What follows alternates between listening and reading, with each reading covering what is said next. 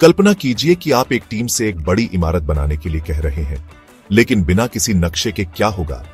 परियोजना में गलतफहमियां होंगी, संसाधनों की बर्बादी होगी और इमारत उम्मीदों के अनुसार नहीं बनेगी। ये वही समस्याएं हैं जो सॉफ्टवेयर डेवलपमेंट में होती है जब कोई सॉफ्टवेयर रिक्वायरमेंट्स स्पेसिफिकेशन नहीं होती है। SRS एक विस्तृत दस्तावेज है जो बताता है कि क्या बनाना है, यह काम कैसे करेगा और किन बातों का ध्यान रखना जरूरी है। SRS क्या है? सॉफ्टवेयर रिक्वायरमेंट्स स्पेसिफिकेशन यानी SRS एक डिटेल्ड दस्तावेज है जो सॉफ्टवेयर परियोजना की सभी फंक्शनल और नॉन फंक्शनल जरूरतों को बताता है।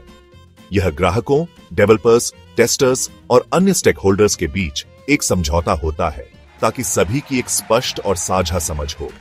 एक अच्छा SRS गलतफहमियों को खत्म करता है, दोबारा काम करने की जरूरत को कम करता है और यह सुनिश्चित करता है कि अंतिम प्रोडक्ट ग्राहक की उम्मीदों के अनुसार हो, साथ ही प्रोडक्ट बजट और समय सीमा में रहे।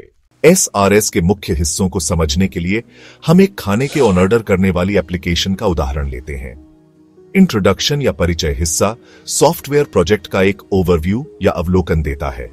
इसमें शामिल है परियोजना का उद्देश्य, सॉफ्टवेयर कौन सी समस्या हल करेगा, यूजर्स, कौन से लोग सिस्टम का इस्तेमाल करेंगे, जैसे ग्राहक, होटल के मालिक, डिलीवरी करने वाले लोग और प्रशासक, दायरा, स्कोप, कौन कौन सी सुविधाएं और काम इसमें शामिल होंगे। उदाहरण के तौर पर यह खाने का ऑर्डर करने वाली एप्लीकेशन का उद्देश्य है यूजर्स को पास के होटल से जोड़ना ताकि वे मेनू देख सकें, ऑर्डर कर सकें और खाना अपने घर तक मंगवा सकें। इसके मुख्य यूजर्स होंगे जो खाना ऑर्डर करेंगे, होटल के मालिक जो अपने मेनू को मैनेज करेंगे और डिलीवरी करने वाले लोग जो डिलीवरी करेंगे। फंक्शनल जरूरतें सॉफ्टवेयर को क्या करना चाहिए? फंक्शनल जरूरतें उन खास कामों का विवरण देती हैं जो सिस्टम को करना चाहिए। उदाहरण के तौर पर एक खाने की एप्लीकेशन में फंक्शनल जरूरतें हो सकती हैं।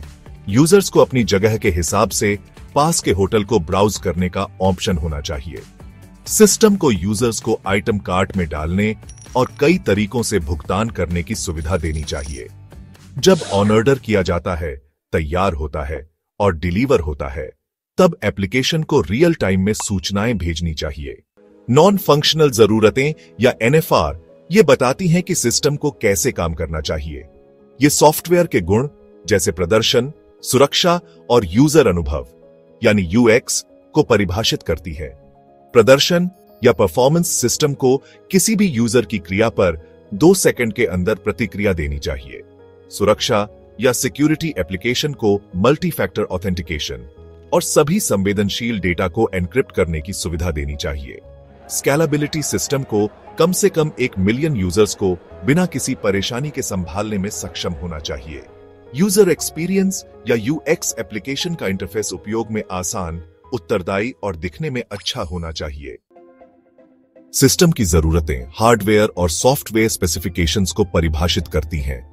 यह हिस्सा उन तकनीकी स्टैक और अन्य तकनीकी जरूरतों का विवरण देता है जो प्रोजेक्ट के लिए चाहिए। उदाहरण के तौर पर फ्रंट एंड के लिए यूजर इंटरफेस में React.js या Angular का उपयोग किया जा सकता है। बैकएंड के लिए सर्वर साइड लॉजिक के लिए Node.js या Django का उपयोग हो सकता है। डेटाबेस के लिए यूजर और ओनर जानकारी रखने के लिए PostgreSQL या MongoDB का इस्तेमाल हो सकता है। होस्टिंग के लिए क्लाउड इंफ्रास्ट्रक्चर के लिए AWS, Azure या Google क्लाउड का चुनाव किया जा सकता है। उदाहरण के तौर पर एक क्लाउड आधारित खाने का ऑर्डर करने वाली एप्लीकेशन के लिए AWS EC2 instance, PostgreSQL database और माइक्रो सर्विस आधारित बैकएंड आर्किटेक्चर की जरूरत हो सकती है। कंप्लायंस और कंस्ट्रेंट्स का हिस्सा किसी भी नियमों जैसे डेटा सुरक्षा या समय सीमा का विवरण देता है। उदाहरण के तौर पर नियमों का पालन सिस्टम को GDPR यानी जनरल डेटा प्रोटेक्शन रेगुलेशन के अनुसार डेटा की सुरक्षा करनी चाहिए। परियोजना की समय सीमा पहला वर्जन 6 महीने में पूरा करना है। बजट की सीमाएं परियोजना का बजट 5 लाख से ज्यादा नहीं होना चाहिए। उदाहरण के तौर पर अगर एप्लीकेशन में पैसे का लेन देन हो रहा है तो इसे PCI DSS यानी payment card industry data security standard के अनुसार होना चाहिए। SRS क्यों जरूरी है? बिना SRS के टीम्स को जरूरतों का सही अंदाजा नहीं लग पाता। जिससे गलतफहमियां होती हैं। काम को बार बार बदलने की जरूरत होती है, जिससे देरी होती है और बजट बढ़ता है। अंतिम प्रोडक्ट ग्राहक की उम्मीदों पर खरा नहीं उतरता। एसआरएस के साथ डेवलपर्स और टेस्टर्स के पास साफ और लिखित निर्देश होते हैं। सॉफ्टवेयर को कम से कम दोबारा काम करने की जरूरत होती है, जिससे कुल लागत कम होती है। परियोजना समय पर पूरी होती है और प्रोडक्ट लॉन्च सफल होता है। एसआरएस लिखने में आम गलतियां, एक खराब और एक अच्छे एसआरएस की तुलना। खराब लिखे गए एसआरएस का उदाहरण इस प्रकार है: फंक्शनल जरूरत, एप्लीकेशन को यूजर्स को खाना ऑर्डर करने की अनुमति देनी चाहिए। नॉन फंक्शनल जरूरत, एप्लीकेशन को तेज काम करना चाहिए। सिस्टम जरूरत, एप्लीकेशन को सर्वर पर चलाना चाहिए। अब इस एसआरएस में क्या गलत है? फंक्शनल जरूरत बहुत सामान्य है। यह नहीं बताती कि यूजर कैसे खाना ऑर्डर करेंगे या कौन सी खासियतें होनी चाहिए। नॉन फंक्शनल जरूरत साफ नहीं है। तेज का मतलब क्या है? इसे सही समय से डिफाइन किया जाना चाहिए। सिस्टम जरूरत में कोई खास बात नहीं दी गई है। यह नहीं बताती कि किस सर्वर का इस्तेमाल किया जाएगा। कैसे एक अच्छा एसआरएस इन समस्याओं को ठीक करता है? यह स्पष्ट और विस्तृत फंक्शनल जरूरतें बताता है ताकि डेवलपर्स को सही दिशा मिले। यह परफॉर्मेंस के मानकों को परिभाषित करता है ताकि एप्लीकेशन सही तरीके से काम करें। यह तकनीकी स्टैक को स्पष्ट करता है ताकि सही सेटअप किया जा सके। एक अच्छे एसआरएस लिखने के कुछ तरीके: साफ और किसी भ्रम के बिना भाषा का इस्तेमाल करें। तेज होना चाहिए या सुरक्षित होना चाहिए जैसे शब्दों से बचें। इसके बजाय परफॉर्मेंस और सुरक्षा के सही मानक डिफाइन करें। ज्यादा विवरण दें, लेकिन संक्षेप में, बिना किसी जटिलता के हर जरूरी जानकारी शामिल करें। चित्रों और फ्लोचार्ट का इस्तेमाल करें जटिल सिस्टम और यूजर कार्यों को समझाने में मदद के लिए।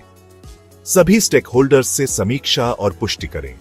यह सुनिश्चित करें कि सभी ने जरूरतों को ठीक से समझ लिया हो। एसआरएस एक अच्छी तरह से लिखा हुआ दस्तावेज है जो किसी भी सॉफ्टवेयर प्रोजेक्ट के लिए जरूरी है। यह सुनिश्चित करता है कि प्रोजेक्ट समय पर, बजट में और ग्राहक की उम्मीदों के मुताबिक पूरा हो। क्या आपने पहले कभी एसआरएस के साथ काम किया है?